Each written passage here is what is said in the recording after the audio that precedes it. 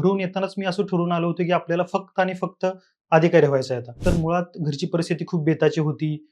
लोकांच्या मनामध्ये माझ्या क्षमतेविषयी प्रश्न निर्माण व्हायला लागले होते. एका रूममध्ये स्वतःला बांधून घेतलं आणि प्रचंड अभ्यास केला त्या एका वर्षामध्ये, 1-1.5 वर्षामध्ये आणि पहिल्याच प्रयत्नामध्ये सहाय्यक बी-डी-ओमधून निवड झाली माझी. घरची गरिबीची परिस्थिती, दुष्काळी भाग असल्यामुळे शेतीतून मिळणारं अल्प उत्पन्न, त्यामुळे मला, माझ्या वडिलांना देखील बऱ्याच वेळा मजुरीची देखील कामं करावी लागली. स्पर्धा परीक्षा क्षेत्र हे अनिश्चित आहे. तुम्हाला UPSCने हुलकावली दिलीच होती. अशी भीती वाटत नव्हती कधी, की अरे जर नाही झालं तर काय? परिस्थिती अशी होती, की परतीचे दोर पूर्णपणे कापले गेले होते. मिनिमम बुक लिस्ट, त्यानंतर PYQ आणि क्वेश्चन प्रॅक्टिस आणि रिव्हिजन या येस. गोष्टींवरती लक्ष दिलं पाहिजे. म्हणजे अभ्यासाव्यतिरिक्त माझ्या लाईफमध्ये काहीच नव्हतं. म्हणजे सोशल मीडिया नव्हती, अ, फार मोजके मित्र होते. फक्त अभ्यास आणि अभ्यासालाच मी प्रायोरिटी.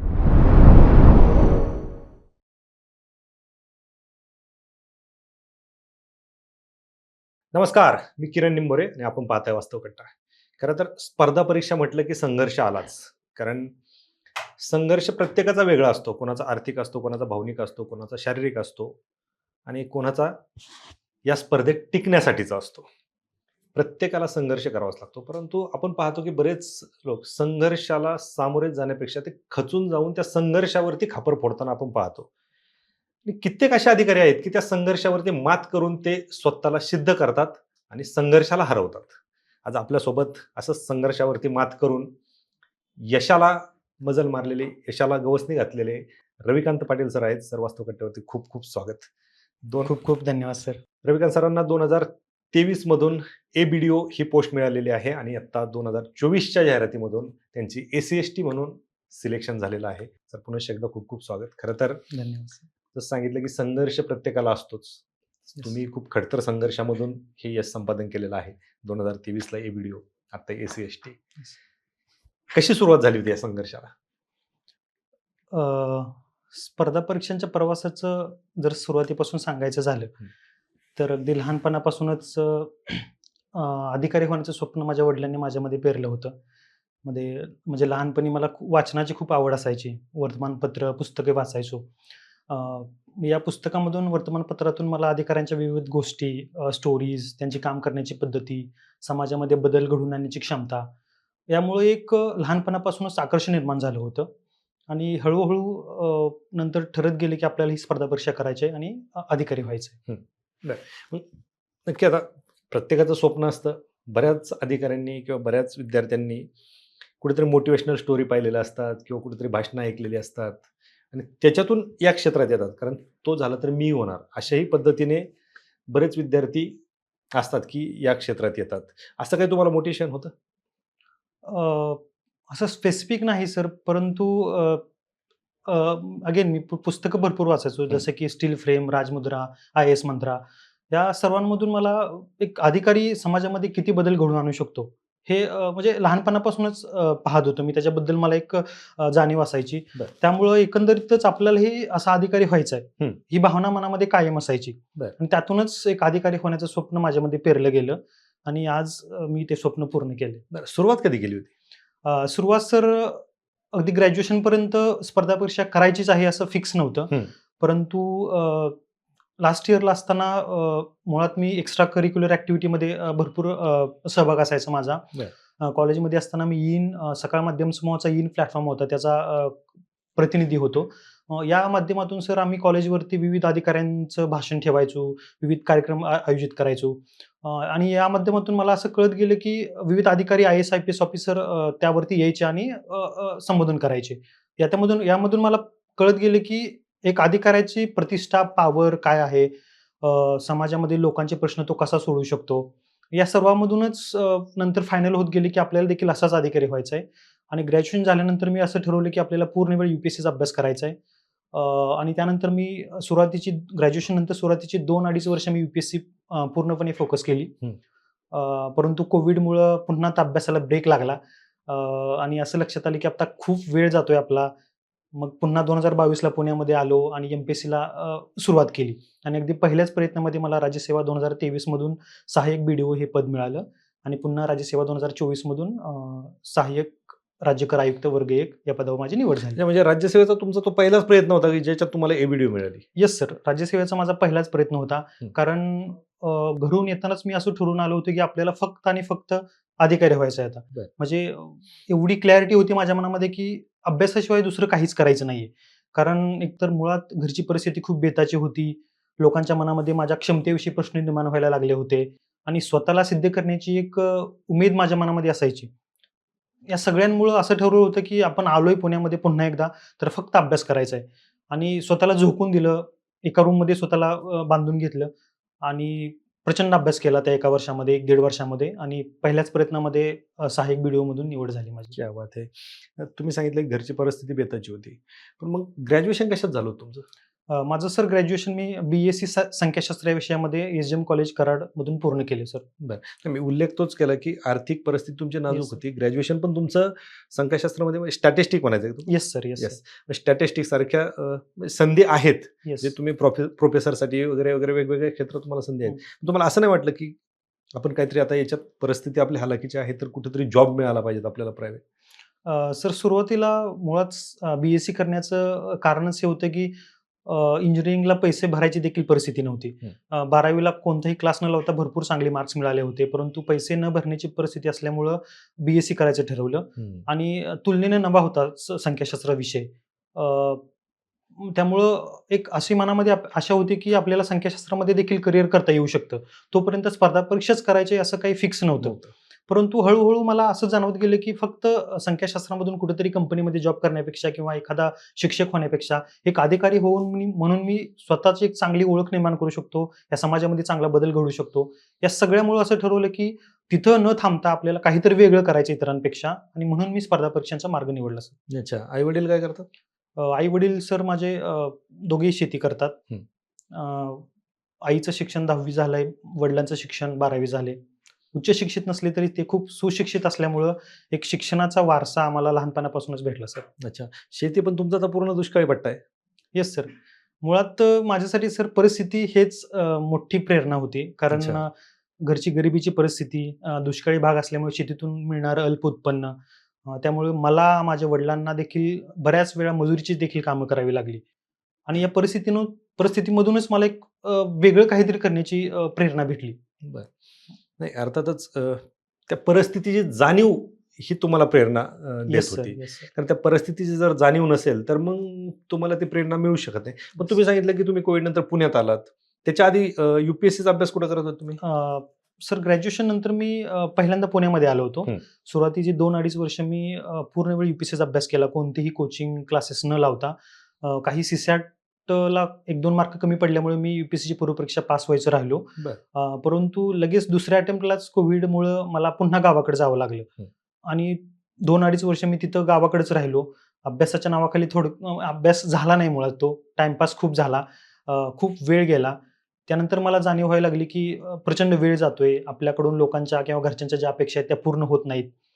मग त्यानंतर पुन्हा ठरवलं, की आपल्याला पुन्हा एकदा पुण्यात जायचंय आणि जे स्वप्न आपण पाहिलं होतं सुरुवातीला, ते पूर्ण करूनच माघारी यायचंय. क्या बात आहे. आणि ते स्वप्न पूर्ण झालं. Yes sir. पण अशी कधी भीती वाटत नव्हती, की बाबा आपण सगळं सोडतोय, घर सोडतोय, नोकरी पण कुठलीच नाहीये, पुण्यासारख्या ठिकाणी चाललोय आणि स्पर्धा परीक्षा क्षेत्र हे अनिश्चित आहे. तुम्हाला UPSCने हुलकावली दिलीच होती. अशी भीती वाटत नव्हती कधी, की बाबा अरे जर नाही झालं तर काय? मुळात सर भीती अशी कधी वाटली नाही. कारण परिस्थिती अशी होती, की परतीचे दोर पूर्णपणे कापले गेले होते. असं मनामध्ये होतं, की आपल्याला सिद्धच करायचंय. कितीही वेळ लागला तरी, कितीही कष्ट करायची वेळ पडली तरी आपल्याला ते करायचंय आणि सिद्ध करायचंय. त्यामुळे फारशी भीती कधी वाटली नाही. कारण स्वतःच्या क्षमतावरती विश्वास होता. हं. लहानपणापासूनच अभ्यासामध्ये चांगला होतो आणि एक विश्वास होता, की मी जे करतोय त्याच्यामध्ये नक्कीच आज ना उद्या सक्सेसफुल होईल. त्यामुळं फक्त एवढंच ठरवलं होतं, की करायचंय आणि कन्सिस्टंटली करायचंय. जोपर्यंत आपल्याला ते ध्येय मिळत नाही तोपर्यंत आपल्याला करत राहायचंय. एवढा मनामध्ये विश्वास होता आणि मी करत राहिलो सर. तुम्ही केलं. Yes sir. बरोबर. पण मग ज्यावेळेस तुम्ही पुण्यात आलात, एकतर परिस्थिती हालाकीची, शेतीतून उत्पन्न नाही. मग पुण्यामध्ये आल्याच्या नंतर तुम्हाला पुण्यात राहायचं होतं, इथला खर्च होता, कुटुंबाचा खर्च होता. मग हे कसं मॅनेज होतं? सर मुळामध्ये पुण्यात आल्यानंतर सगळ्यात आधी मला सारथीनं खूप मदत केली. हं. सारथीची मी 1 वर्षाची स्कॉलरशिप घेतली होती. ओके. त्यामुळे मला थोडासा हातभार लागला आणि त्याच दरम्यान माझ्या बहिणीलाही जॉब लागल्यामुळं, भावाला जॉब लागल्यामुळं थोडीफार आर्थिक मदत मला व्हायची. आणि घरी पण वडील मजुरीला जायचे. इव्हन मी, माझा भाऊ देखील सुट्ट्यामध्ये आम्ही मजुरीची कामं केलीत. बरं. या सगळ्यांमुळं जी काही सेव्हिंग होती, सारथीची मदत होती, बहिणीची मदत होती, या सगळ्यांमुळं तो प्रवास सहज शक्य झाला सर. बरोबर. पण ज्या दिवशी पहिला रिझल्ट आला एबीडीओचा, तो क्षण आणि त्या क्षणाला कधी आठवलं की आपण मागे दुसऱ्याच्या शेतात किंवा मजुरीची कामं केलेली आहेत वगैरे, काय आठवत होतं ते? Yes sir. तो प्रवास एका क्षणामध्ये डोक्यामध्ये आला. ज्यावेळेस निकाल यादीमध्ये माझं नाव पाहिलं. खरं तर त्यावेळेची भावना अशी होती की एक खूप मोठ्यानं ओरडू वाटत होतं. कारण जो संघर्ष आतापर्यंत पाहिला होता, म्हणजे घरची गरिबी, इव्हन सर वयाची 20-22 वर्ष मग आम्ही छपराच्या घरामध्ये राहिलोय सर. बरं. राहायला घर देखील नव्हतं. मग ते ज्या स्वप्न घेऊन मी आलो होतो ते स्वप्न पूर्ण केलं. त्यावेळेस असं वाटत होतं की अ, या संघर्षाला कुठेतरी पूर्णविराम भेटलाय आणि आपण जे आई-वडिलांसाठी जो जो त्यांना शब्द दिला होता तो आज पूर्ण केलाय. स्वतःला जे प्रॉमिस केलं होतं ते पूर्ण केले. त्यामुळे खूप पहिली तर भावना अशी होती की खूप मोठ्यानं ओरडू वाटत होतं आणि त्या संघर्षाला कुठेतरी पूर्णविराम भेटलाय, अशी एक मनामध्ये भावना होती सर. बरोबर. पहिला रिझल्ट आल्याच्या नंतर कुणाला सांगितलं घरी? अ, पहिला रिझल्ट आल्यानंतर सर्वप्रथम सर वडिलांना फोन केला. घरी हं. एकच फोन होता. वडिलांना फोन केला आणि त्यांना सांगितलं की मी साहेब झालोय. त्यावेळेस मला आठवतंय की आई-वडील एक जवळच होते आणि माझे वडील खूप मोठ्याने ओरडले होते. बरं. Yes sir. नाही, आता जर पाहिलं तर आपण पाहतो की तुमच्या भागामध्ये आता बऱ्यापैकी रिझल्ट येत आहेत. मग ते मिरवणुका असतील, सत्कार वगैरे असतील. तुमचे पण भरपूर सत्कार वगैरे झाले असतील तिकडे? हो सर. निकालानंतर भरपूर सत्कार पाहण्याची, घेण्याची वेळ माझ्यावरती आली. कुठे होते तुम्ही त्यावेळेस? ज्या दिवशी मी रिझल्ट आला त्या दिवशी कुठे रिझल्ट होते? आला त्यावेळेस सर मी पुण्यामध्येच होतो. हं. पुण्यामधूनच मी सुरुवातीला सर्वप्रथम इथं मुलांकडून सत्कार आणि आनंद सोहळा झाला. नाही, त्यानंतर मी पुण्यातला गावी गुलाल गेलो. घ्यावाच लागतो तो. Yes sir. सुरुवातीला मित्रांकडून गुलाल उधळला गेला.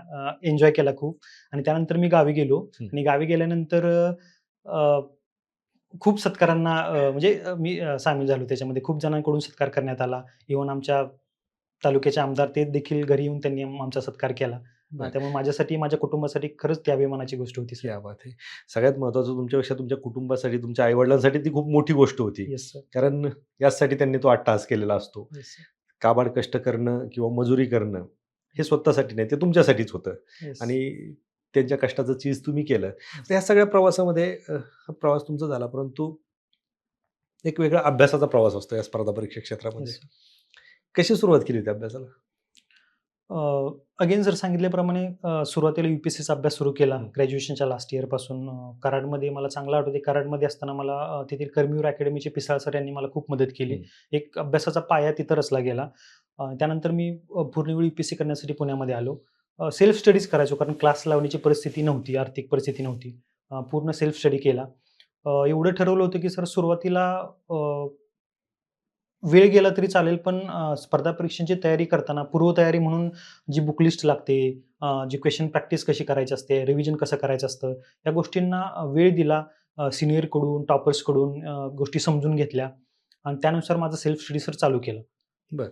मग आता बरेच विद्यार्थी, आता तुम्ही ज्यावेळेस आपण पॉडकास्ट घेतोय, बरेच नवीन अभ्यास करणारे विद्यार्थी असतील किंवा सुरुवात करणारे असतील, तर त्यांना एक स्ट्रॅटेजी ऐकायची असते टॉपरची. येस. आज तुमच्याकडे 2 पोस्ट आहेत. त्या काही सहज मिळालेल्या नाहीत. काहीतरी तुमच्याकडे असणार इतरांपेक्षा वेगळं. म्हणून तुम्ही सलग 2 वर्ष पोस्ट घेतल्या.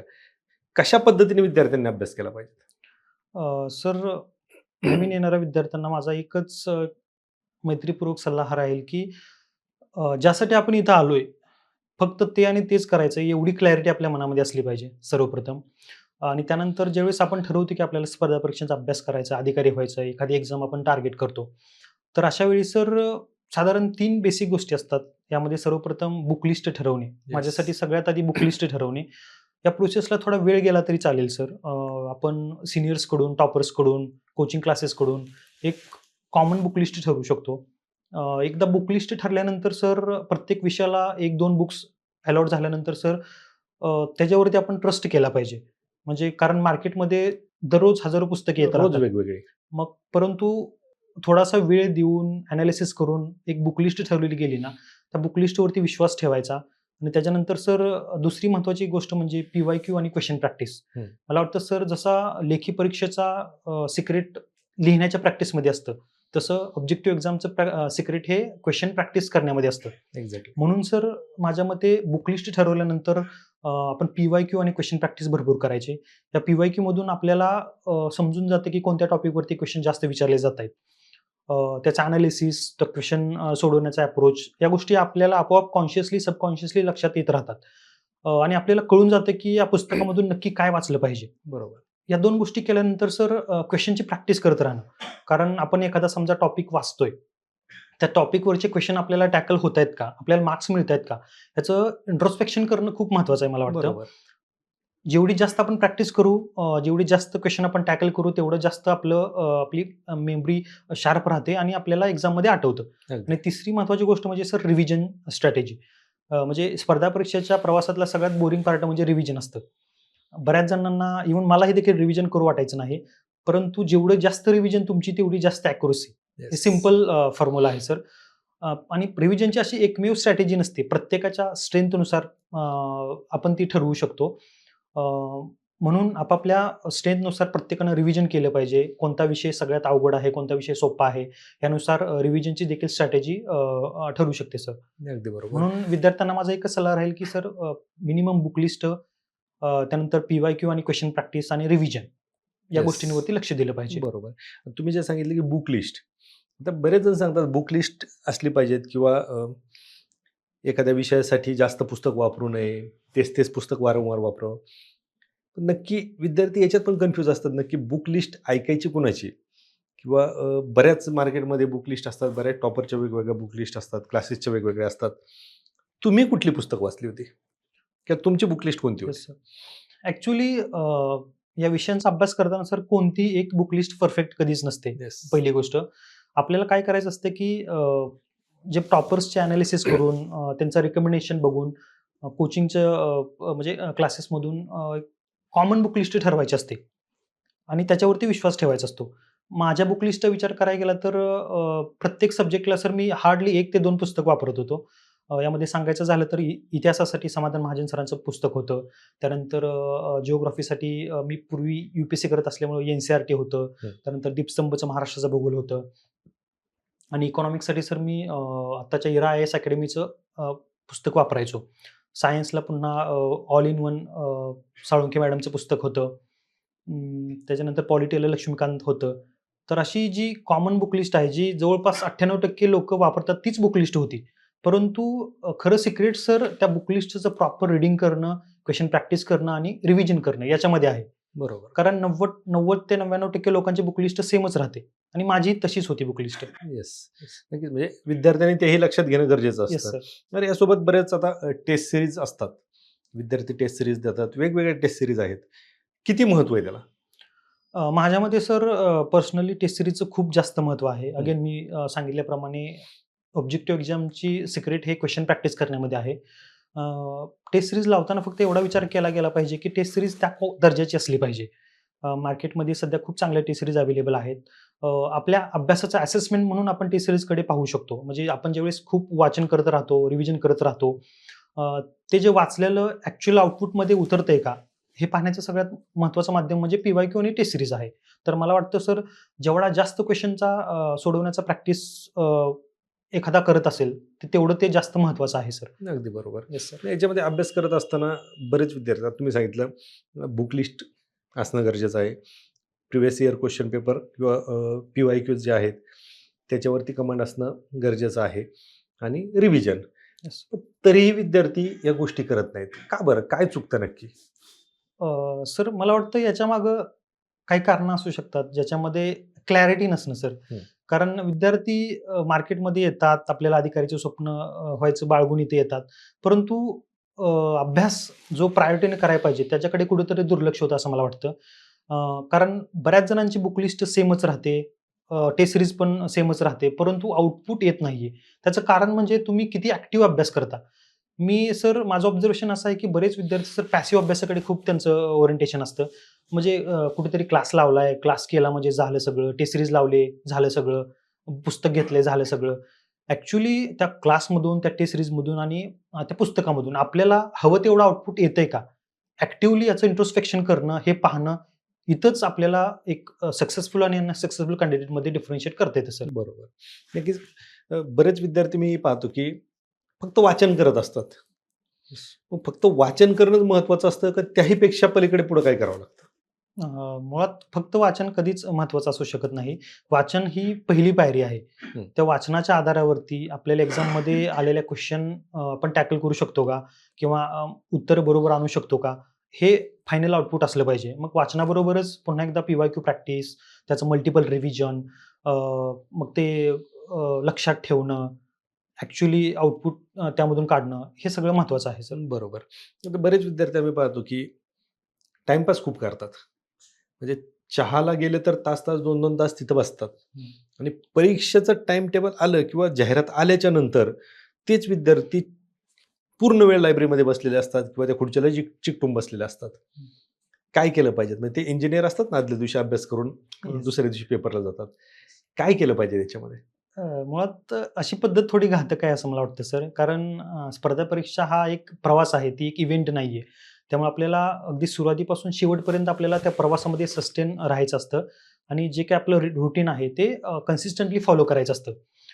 मला एक अभिमानानं सांगावं वाटतं सर, की सुरुवातीला ज्यावेळेस मी पुण्यामध्ये आलो, त्यावेळेस लायब्ररीमध्ये असताना प्रत्येकासोबत माझी ओळख व्हायची बरं. आणि प्रत्येक मित्रासोबत मी चहा प्यायला जायचो. म्हणजे दिवसातला अर्धा दिवस माझा फक्त चहा पिण्यामध्येच जायचा आणि सुरुवातीच्या 5-6 महिन्यामध्येच माझ्या लक्षात आलं, की हे काहीच कामाचं नाहीये. बरं. मग त्यावेळेस मी ठरवलं होतं, की सर लायब्ररी एक तर मुळात लायब्ररी निवडतानाच अशी निवडायची, की जिथं माझे मित्र, जवळचे मित्र नसतील, थोडीशी वेगळी पीसफुल असेल आणि मी सर तिथून पुढं प्रत्येक वेळेस असं केलं, की एक वेगळी लायब्ररी लावायची जिथं मी फक्त एकटा असेल.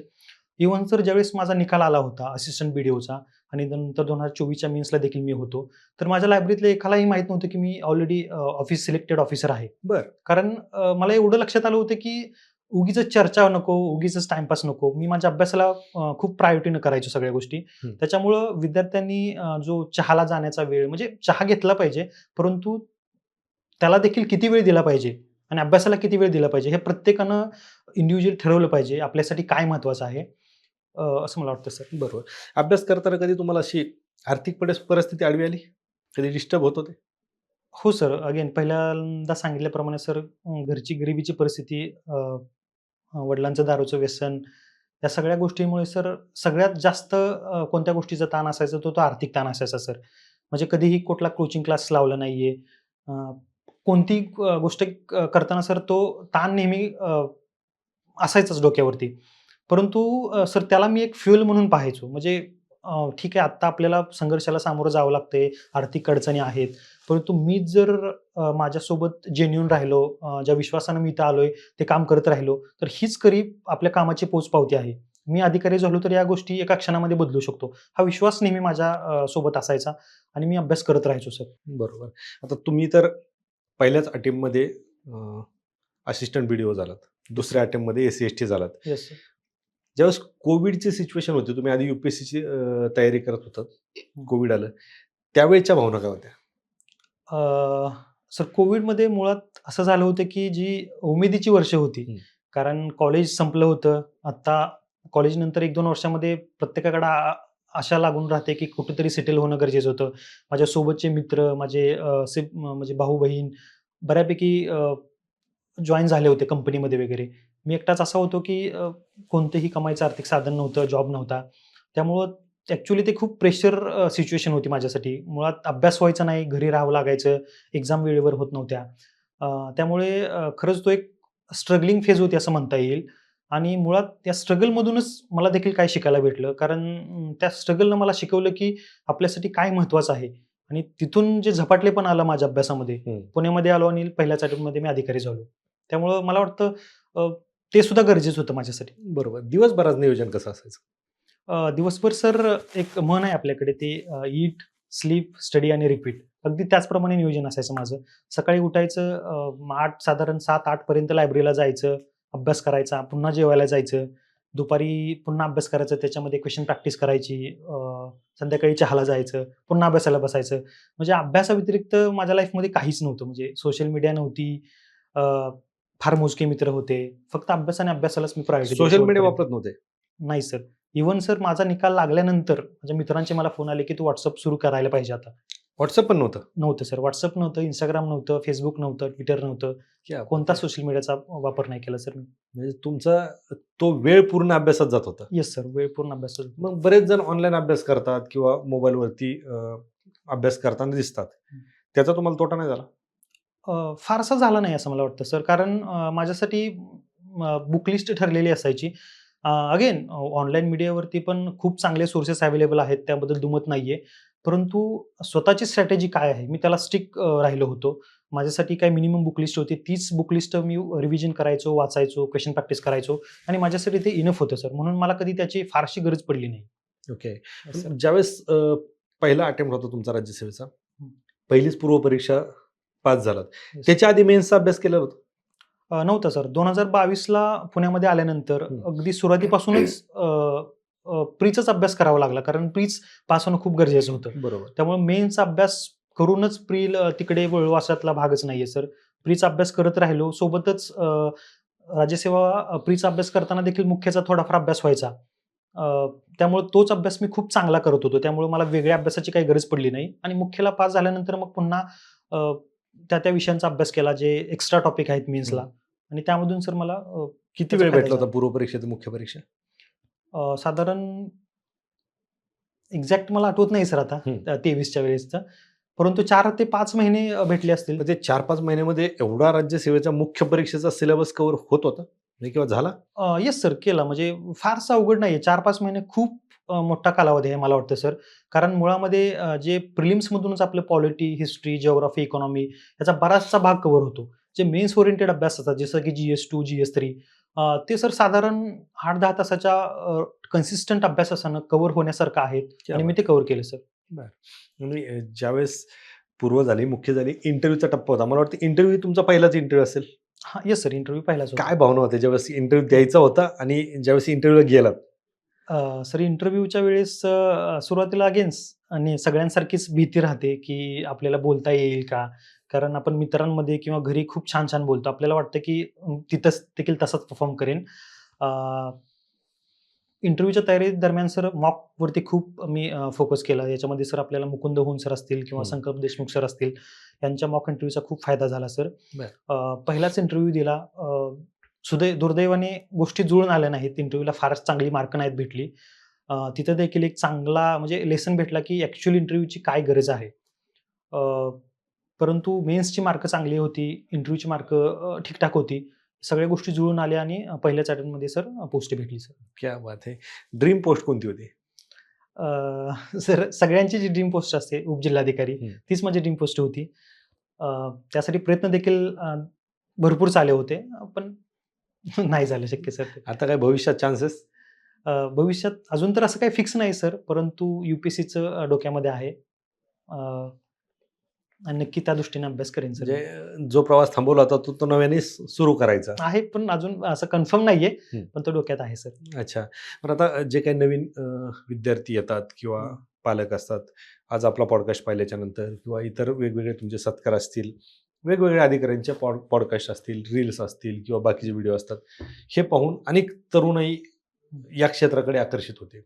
जशी की प्रत्येक वेळेस एक 2-3 अधिकारी असतात, त्यांची भाषणं असतात, मोटिव्हेशनल स्पीच असतात. त्यांना ऐकून या क्षेत्रात विद्यार्थी येत असतात. येस. काय वाटतं तुम्हाला या क्षेत्रात येताना कुठली काळजी घेतली पाहिजेत? सर नवीन येणाऱ्या विद्यार्थ्यांना माझा एकच सल्ला राहील, की 3 गोष्टींकडे त्यांनी लक्ष दिलं पाहिजे. पहिली तर गोष्ट क्लॅरिटी. हं. म्हणजे आपण हे एक्झाम द्यायचं ठरवतोय, तर ते का ठरवतोय?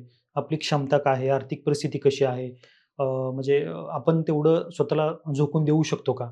याविषयी क्लॅरिटी असणं खूप गरजेचं आहे. म्हणजे सुरुवातीला येण्याच्या आधी आणि येण्यानंतरही, आल्यानंतरही आपल्याला अभ्यासामध्ये किती अभ्यास करावा लागतोय? आपल्याला या स्पर्धेमध्ये टिकायचं असेल तर दररोज किती तास अभ्यास केला पाहिजे? डिस्ट्रॅक्शनपासून कसं स्वतःला दूर ठेवता आलं पाहिजे? याबद्दल क्लॅरिटी असणं खूप गरजेचं आहे. कुठेतरी कोणाच्यातरी म्हणजे इन्फ्लुअन्सखाली येऊन हे करण्यासारखं क्षेत्र नाही असं मला वाटतं. या क्षेत्रामध्ये काम करण्यासाठी प्रचंड डेडिकेशनची गरज आहे. त्यानंतर सर प्रायोरिटी म्हणजे प्रायोरिटी अशी गोष्ट आहे, की सर तुम्ही एकदा ठरवून येता, की मला स्पर्धा परीक्षांचा अभ्यास करायचा आहे. मला एवढा-एवढा अभ्यास रोजचा एवढा तास अभ्यास करायचा आहे. त्यानंतर मला वाटतं सर ती एकमेव गोष्ट प्रायोरिटी तुमची असली पाहिजे. म्हणजे त्या पलीकडे तुम्हाला काही सुचलं देखील नाही पाहिजे सर. मला एक सर अभिमानानं सांगायचं आहे, की सर 2023च्या मेन्सच्या वेळेस मी अ, एकटाच एका रूममध्ये स्वतःला कोंडून घेतलं होतं. ना बरं. त्या सहकार नगरला मी एकटाच राहायचो, ना माझ्या आजूबाजूला कोण राहत होतं, ना मेसमध्ये कोण होतं माझ्यासोबत. स्वतः एकट्याची रूम आणि एकट्याचा अभ्यास. मग एवढ्या लेव्हलचं डेडिकेशन देण्याची गरज आहे. कारण मला एवढं क्लिअर होतं, की अभ्यासच हाच फक्त आपल्या सर्व समस्यांना उपाय आहे. याच्या व्यतिरिक्त जर मी काही करत असेल, तर ते फायनली काहीच कामाचं नसणार आहे. त्यामुळे बरोबर. स्वतःला झोकून दिलं, प्रायोरिटीनं अभ्यास केला आणि तिसरी सर गोष्ट म्हणजे कन्सिस्टन्सी. कन्सिस्टन्सी खूप जास्त महत्त्वाची आहे. म्हणजे आपण ठरवतो सगळा अभ्यास करायचा आहे, काय अभ्यास करताना काय महत्त्वाचं आहे. जर आपण या सगळ्यांना कन्सिस्टन्सीची जोड दिली, तर जे फायनल आउटपुट आहे ते लवकरात लवकर आपल्याला अचीव्ह होतं सर. अगदी बरोबर. आणि सगळ्यात महत्त्वाचं म्हणजे सर स्वतःवरचा विश्वास. स्वतःवरचा विश्वास असला पाहिजे, की मी ठीक आहे सुरुवातीला अपयश आली तरी आपण करू शकतो. स्वतःवरचा येस. विश्वास देऊन आपण तिथपर्यंत स्वतःला वेळ दिला पाहिजे आणि या सगळ्या गोष्टींचा विचार केला तर फायनली आपल्याला सर मिळून जातं जे काही पाहिजे अगदी ते. बरोबर. आता याच्यामध्ये एक गोष्ट विद्यार्थ्यांनी लक्षात घेणं गरजेचं आहे. तुमच्या बोलण्यावरून एक लक्षात येते. आपण ज्या गोष्टीसाठी आलोय, येस सर. आपण जर समजा पुण्यात येतोय. पुण्यात काय येतोय? आपण अभ्यासासाठी येतोय. तर विद्यार्थ्यांनी अभ्यासच केला पाहिजे. कारण 24 तास त्याच याच्यात राहिलं पाहिजेत. अभ्यासाच्याच चर्चेत असलं पाहिजे. नाहीतर अर्धा वेळ अभ्यास आणि अर्धा वेळ इतर कुठाने. हं. मग उपयोग नाही. तर शेवटी या पॉडकास्टच्या शेवटी पालक पण असे असतात काही, की हं. बाबा विद्यार्थ्याची त्याच्या पाल्याची इच्छा नसते या क्षेत्रात. त्याला वेगळं काहीतरी करायचं असतं. जसं आपण 3 इडियट्स पाहिला. हं. सेम सिच्युएशन स्पर्धा परीक्षा क्षेत्रात आहे. आज तुमचा सत्कार पाहिला, तुमचा पॉडकास्ट पाहिला तरी कुठेतरी पालकाला वाटू शकतं, की अरे हा होतो तर माझा मुलगा का नाही होणार? Yes sir. त्यालाही पाठवलं जातं. आणि काही पालक असे आहेत, की त्याच्या पाल्याला अभ्यास करायचा आहे. तो कुठेतरी यशाच्या जवळ जातोय. घरून सपोर्ट नाही. काय सांगाल? सर अशा ठिकाणी मला वाटतं फॅमिली सपोर्ट खूप जास्त महत्त्वाचा ठरतो. म्हणजे पालकांनी देखील आपली स्वप्न आपल्या म्हणजे मुलांवरती लादली नाही पाहिजेत आणि मुलांनी देखील कोणत्याही दबावाखाली न येता स्वतःचं क्षेत्र निवडलं पाहिजे. पालकांचा सपोर्ट किंवा कुटुंबाचा सपोर्ट हे खूप जास्त महत्त्वाची गोष्ट आहे सर. पर्सनली मला सुद्धा त्याचा खूप फायदा झाला. म्हणजे माझे वडील जरी सुशिक्षित म्हणजे उच्च शिक्षित नसले तरी सुशिक्षित होते. हं. त्यांनी ते स्वप्न माझ्यामध्ये पेरलं. त्यांचा शेवटपर्यंत सपोर्ट राहिला. आणि हे जे स्वप्न होतं त्या त्या स्वप्नाला जिद्दीनं कसं सामोरे जायचं, गोष्टी कशा अचीव्ह करायच्या, ते झपाटलेपण कसं आणायचं, हे सगळं मी माझ्या आईकडून शिकलो. आणि क्या सर बात है! माझ्या फॅमिलीमध्ये माझ्या आईला आदर्शमाता पुरस्कार भेटलेला आहे. माझ्यासाठी ती एक प्रेरणास्त्रोत आहे सर. क्या बात है!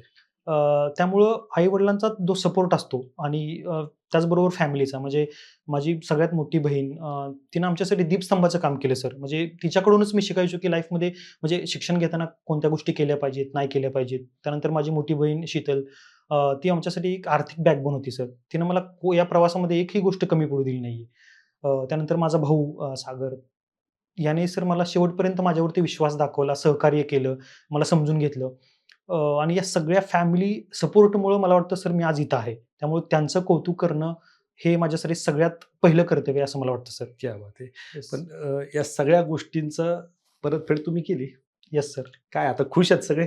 सगळे खुश आहेत सर. म्हणजे या प्रवासामध्ये सर आई-वडिलांच्या चेहऱ्यावरील समाधान आणि आपल्या भावंडांचा आपल्यावरती असलेला विश्वास, तो आपण सार्थकी केला किंवा तो साध्य केला, त्या विश्वासाला पात्र ठरलो, याचं समाधान प्रचंड आहे सर. बरोबर. त्यामुळे नक्कीच. खूप छान वाटतंय. नक्कीच सर. कारण आज जर आपण पाहिलं तर हलाखीच्या आर्थिक परिस्थितीमधून तुम्ही मात करून पुढे आलात. Yes sir. कुठलीही परिस्थिती तुमच्या यशाला आडवी येऊ शकली नाही. कारण मी जर सुरुवातीला सांगितलं, की प्रत्येकाला संघर्ष आहे.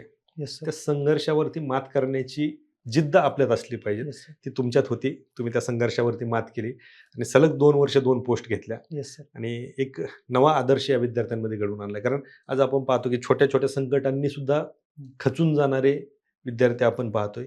छोटं संकट म्हणजे पूर्वपरीक्षा जरी एखादी पास झाले येस. फेल झाले, तरीही ते विद्यार्थी महिना-महिना अभ्यास बंद करतात. येस. पण तुम्ही कुठेही या सगळ्या गोष्टींमधून खचून न जाता पहिल्याच प्रयत्नात तुम्हाला हे यश मिळालं. दुसऱ्या सर. प्रयत्नात तुम्ही वरती गेलात वरती आणि गेलो. आता तुम्ही येस सर. SC/ST म्हणून तुमचं सिलेक्शन झालंय. खरं तर पुनश्च एकदा तुमचं अभिनंदन आणि तुम्ही वास्तव कट्ट्यावरती आलात, मनसोक्त गप्पा मारल्या आणि खरं तर सर. विद्यार्थ्यांना ही रिॲलिटी सांगितली. हं. त्याबद्दल आपलं मनःपूर्वक आभार. धन्यवाद सर. Thank you. तुमचे आणि वास्तव कट्ट्याचे खूप खूप आभार मला बोलण्याची संधी दिल्याबद्दल. Yes, खूप खूप thank you. धन्यवाद sir. Thank you. Thank you. धन्यवाद.